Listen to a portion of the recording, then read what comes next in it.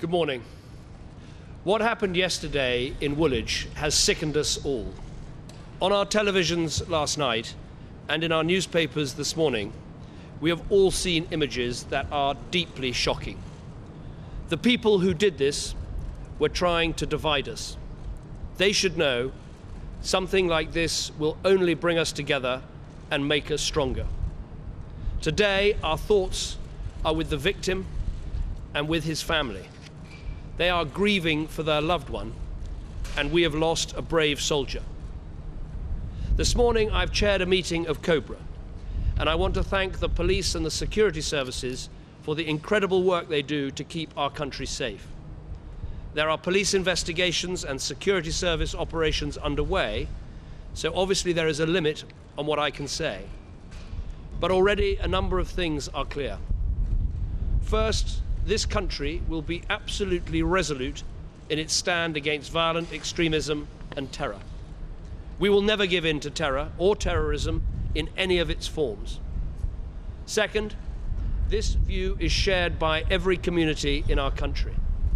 This was not just an attack on Britain and on the British way of life. It was also a betrayal of Islam and of the Muslim communities who give so much to our country. There is nothing in Islam that justifies this truly dreadful act. We will defeat violent extremism by standing together, by backing our police and its security services, and above all by challenging the poisonous narrative of extremism on which this violence feeds. Britain works with our international partners to make the world safe from terrorism. Terrorism that has taken more Muslim lives than any other religion. It is an utter perversion of the truth to pretend anything different.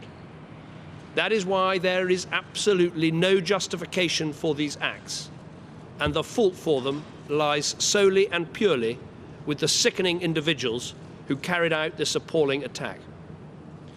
Confronting extremism is a job for us all, and the fact that our communities will unite in doing this was vividly demonstrated by the brave Cub Pack leader, Ingrid Kennett, who confronted one of the attackers on the streets of Woolwich yesterday afternoon. When told by the attacker he wanted to start a war in London, she replied, "You're going to lose. It is only you versus many." She spoke for us all. The police and security services will follow every lead, will turn over every piece of evidence, will make every connection, and will not rest until we know every single detail of what happened and we brought all of those responsible to justice.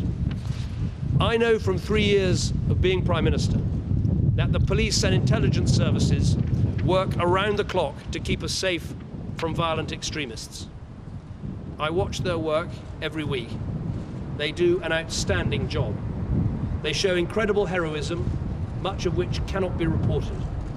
They have my staunch support and the support of the whole country. The point that the two suspects in this horrific attack were known to the security services has been widely reported. You would not expect me to comment on this when a criminal investigation is ongoing. But what I can say is this. As is the normal practice in these sorts of cases, the Independent Police Complaints Commission will be able to review the actions of the police, and the Intelligence and Security Committee will be able to do the same for the wider agencies. But nothing should be done to get in the way of their absolutely vital work. After an event like this, it is natural that questions will be asked about what additional steps can be taken to keep us safe. I will make sure those questions are asked and answered, but I'm not in favour of knee-jerk responses. The police have responded with heightened security and activity, and that is right. But one of the best ways of defeating terrorism is to go about our normal lives, and that is what we shall all do. Thank you.